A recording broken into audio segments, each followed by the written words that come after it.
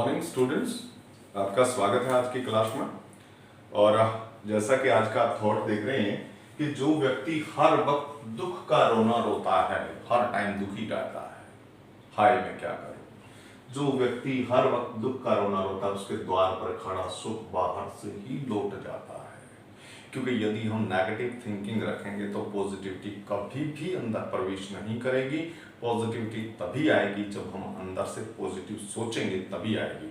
ठीक है, इसलिए थिंक पॉजिटिव। ओके स्टूडेंट्स, आज हम करेंगे, जैसा कि आपको लास्ट वीडियो मैंने बताया था, 11th इलस्ट्रेशन करेंगे। फिर भी अगर कोई दिक्कत हो तो मैंने आपको बताया होगा कि आप जो है मुझसे पूछ सकते हैं। ये 11th इलस्ट्रेशन में थोड़ा देखिएगा, कहता है enter the following transaction in cash book with cash and bank column, also pass necessary entries in general. वैसे जनरल में यहाँ आपको बोर्ड पे तो नहीं करवाऊंगा, लेकिन वर्बली मैं बताता रहूंगा। यानी जो एंट्री जो आपकी कैश बुक में नहीं आएगी वो जो है जनरल में हो जाएगी।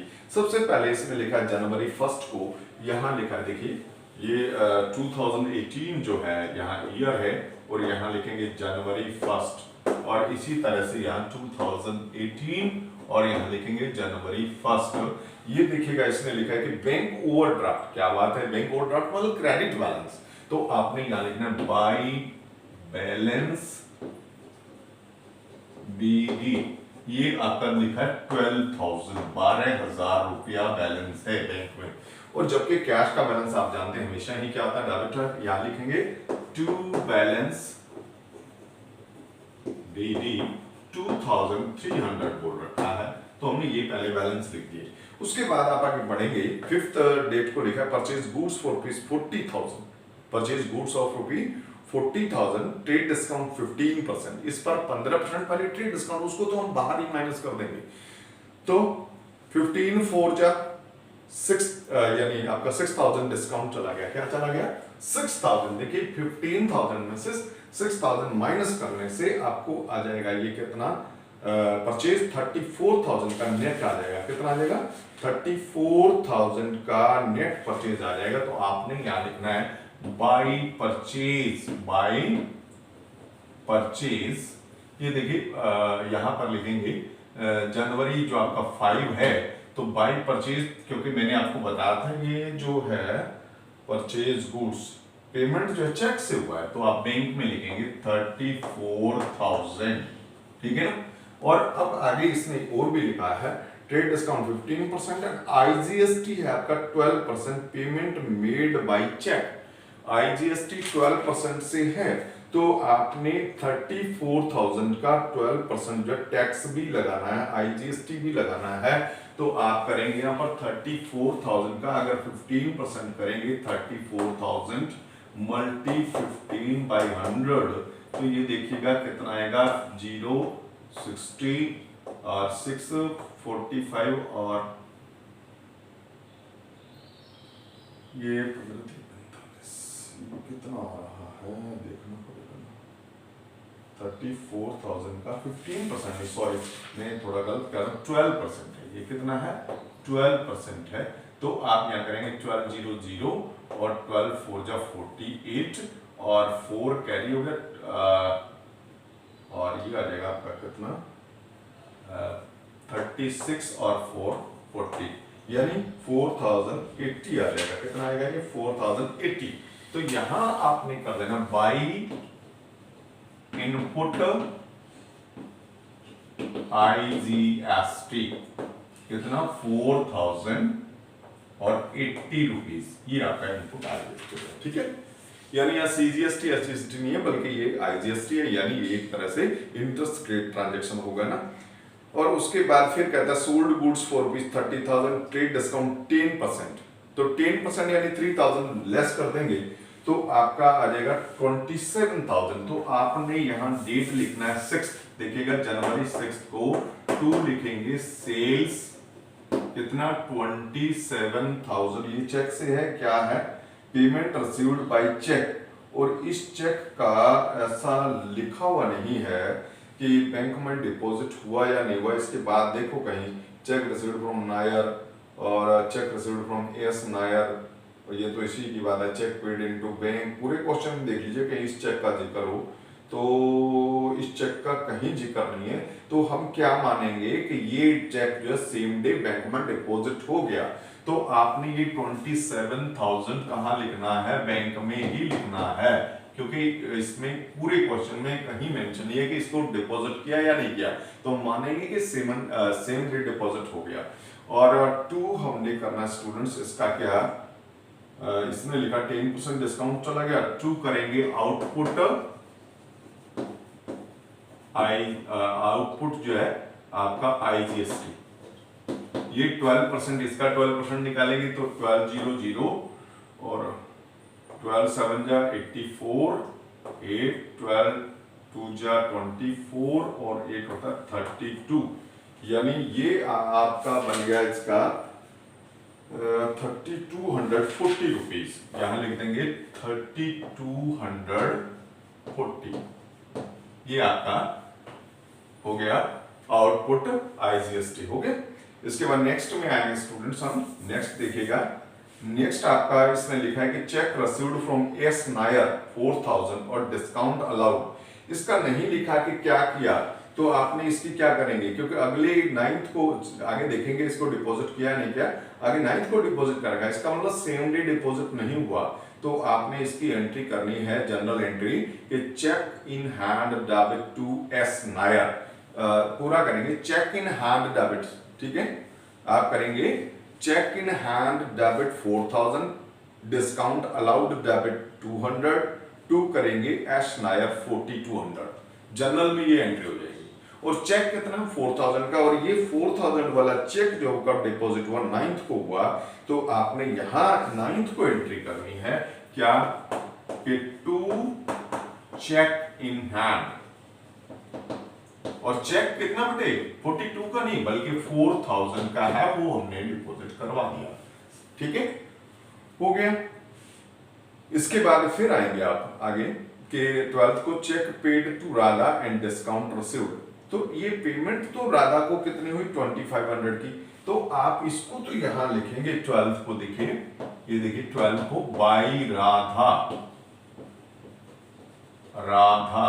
कितना लिखेंगे 2500 का चेक हमने उसको दिया है, और जो डिस्काउंट हमने उसको उससे रिसीव किया है ना, उसकी एंट्री आपने क्या कर देनी है, Radha debit to discount received कितना 50, Radha debit to discount received ₹50 अलग से कर देंगे।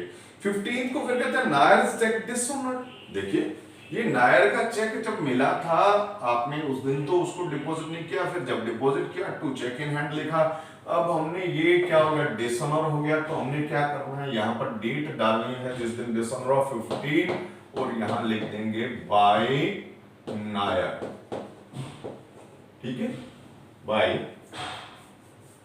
नायर, और नायर का चेक क्या हो गया डिसऑनर हो गया, कितने रुपए का था 4000 का था, कितने का था 4000 का, आपने ये बैंक में 4000 लिख दिया, ये कैंसिल हो गया, ठीक है, बाय नायर, S नायर नाम है इनका, तो बाय S नायर आपने कर दिया। उसके बाद लिखेंगे कि money withdrawn from bank for office use, office use के लिए मनी विथड्रॉ किया तो कॉन्ट्रा बनेगी, क्या बनेगी कॉन्ट्रा, मनी विथड्रॉ किया कहां बैंक से, तो कैश में तो आया है, रिसिप्ट कैश के लिए है, और यहां लिखेंगे 20th, तो आपने लिखना है टू बैंक, कितना है ये 3400 कैश में आएगा, और बाई लिख देंगे यहां पर, डेट वही 20,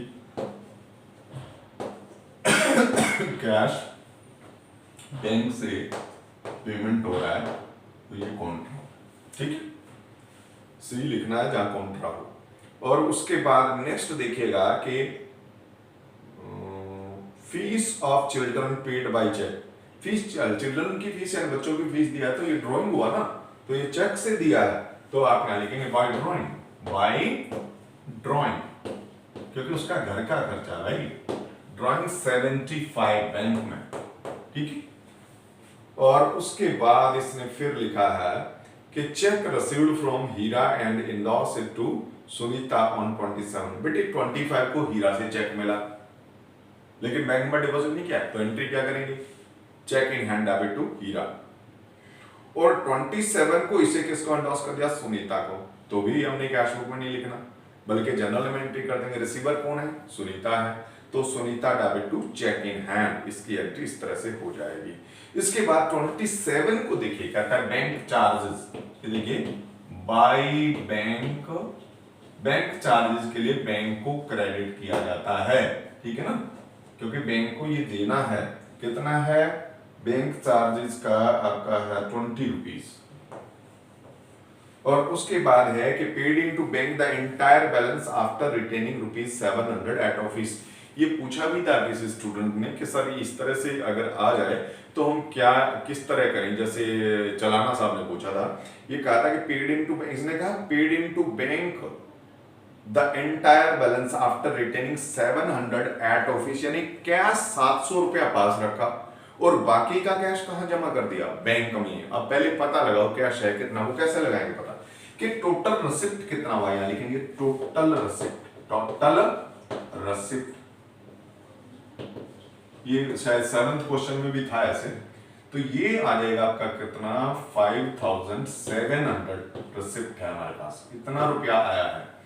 जबकि देखिए अब पे हमने कितना किया, पेमेंट तो है ही नहीं, पेमेंट तो इस क्वेश्चन में आपकी है ही नहीं, पेमेंट हमने करी नहीं, ठीक है, तो पेमेंट नहीं करी तो इसका मतलब हमारे पास कितना रुपया, 5700, तो 700 रख लीजिए, यानी बैलेंस कितना रखना आपने, 700, और बाकी क्या रह गया, 5000, वो क्या कर देंगे, बैंक में डिपॉजिट कर देंगे। और बैंक में डिपॉजिट करने की क्या होती है, कॉन्ट्रा होती है, तो आप इसकी कॉन्ट्रा करेंगे, ठीक है ना, कॉन्ट्रा करेंगे तो क्या लिखेंगे, क्योंकि बैंक में डिपॉजिट करें तो बैंक रिसीवर है, तो यहां लिखेंगे टू कैश, बैंक में कितना लिखेंगे स्टूडेंट्स, 5000, ठीक है ना, और ये डेट क्या थी, ये थी आपकी 31st, ठीक है, और यहां 31st को आपने लिखना है, क्या लिखना है कि बाय बैंक, और कहां लिखेंगे कैश। अब देखिए ऑटोमेटिकली क्या हुआ कि आपका बैलेंस क्या रह जाएगा, या 5700 है, यहां कितना 5000 है, तो बैलेंस क्या रहेगा 7000, लिखेंगे बाय बैलेंस सीडी। बेटे ये बात अगर एक बार में समझ नहीं आया, आप वीडियो को बार बार चला के देख सकते हैं, ठीक है, ठीक है, यहां 700 बैलेंस रह गया, ये ऑटोमेटिकली हो गया, तो ये आपका कैश काउंट तो कंप्लीट, कैश तो आपका कंप्लीट हो गया, बैलेंस कर दिया आपने। अब बैंक का भी बैलेंस कर सकते हैं, बैंक में देखिए रेसिप्ट जा रहा है या पेमेंट, क्योंकि कोई भी हो सकता है, 30, 34, 39,240 इसका ये आ रहा है, ये 15 और 9 सॉरी ये हो गया आपका कितना, ये इसका पेमेंट साइड ही ज्यादा है, तो पेमेंट साइड का टोटल करेंगे पहले, तो पेमेंट साइड का टोटल में कर दूं, यहां लिखेंगे टोटल पेमेंट, ये देखिए पेमेंट साइड का करें तो ये आ गया आपका कितना, 46, 50, 52, 56 और 56 और 359, 59 और 60 से कम रह गया ना, ये हो गया आपका कितना, टोटल में बता दूं आपको 60,075 टोटल,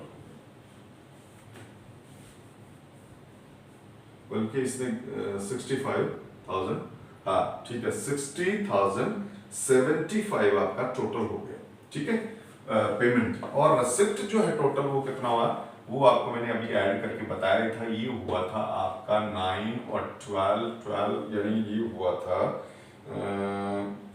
39,240, ठीक है। तो अब डिफरेंस क्या रहा, कहने का मतलब आपकी पेमेंट ज्यादा है, तो आप लिखेंगे यहाँ पर टू बैलेंस सीडी, यानी बैंक का जो है बैलेंस आपका क्रेडिट आ रहा है, और बैलेंस कितना आ रहा है, ये आ रहा आपका 20,835, ठीक है। ये बैंक का भी बैलेंस हो गया, तो आपने बैंक का भी टोटल कर देना, ये आएगा 60,000 और 75, ठीक है, ये भी 60,070 अपोज कर देंगे, ठीक है, ओके। आपको समझ में आया, बहुत बढ़िया बात है बेटा। अगर बेटे समझ में नहीं आए कोई बात नहीं, वीडियो है, दोबारा आप देख लें उसको, तीसरी बार देख लें, समझ में आएगा ही आएगा, ओके। All the best.